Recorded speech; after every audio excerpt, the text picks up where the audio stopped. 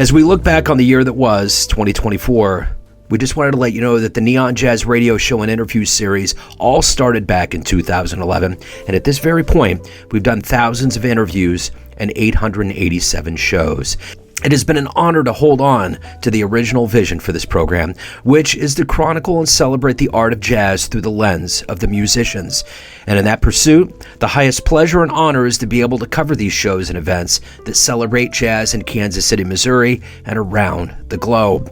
2024 began with an Adam Larson show at the Westport Coffeehouse for me and my wife Amanda, and that was back in January, and it weaved its way through to Warren Wolf at the Blue Room in December. Along the way and in between all of that was a bevy of stellar musicians, groups, shows, and venues, local, from out of town, all over the place. And as we begin, and let's go down that list, the MGDs at Club 1909 in downtown Lee Summit, Missouri, the red hot New York City band, the Hot Sardines, at the Folly, with Jazz Talk hosted by yours truly.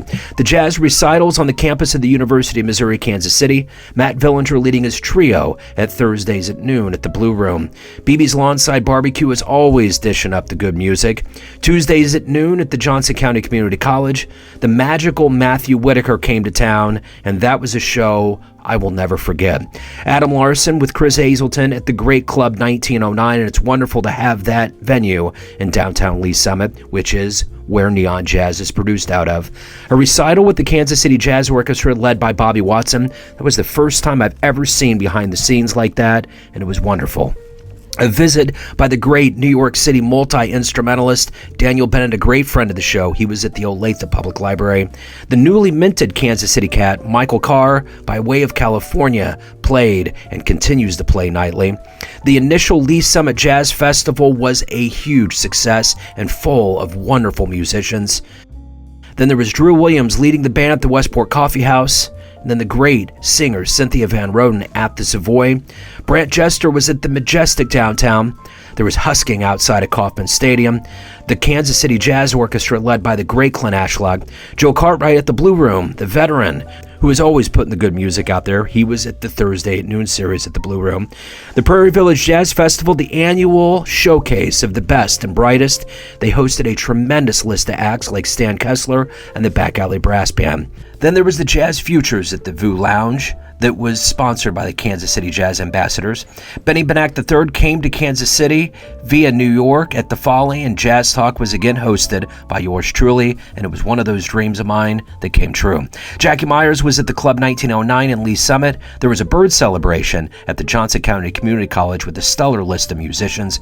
Bobby Watson led the way celebrating a new Bird Live CD at UMKC. Chuck Haddock spearheaded that one.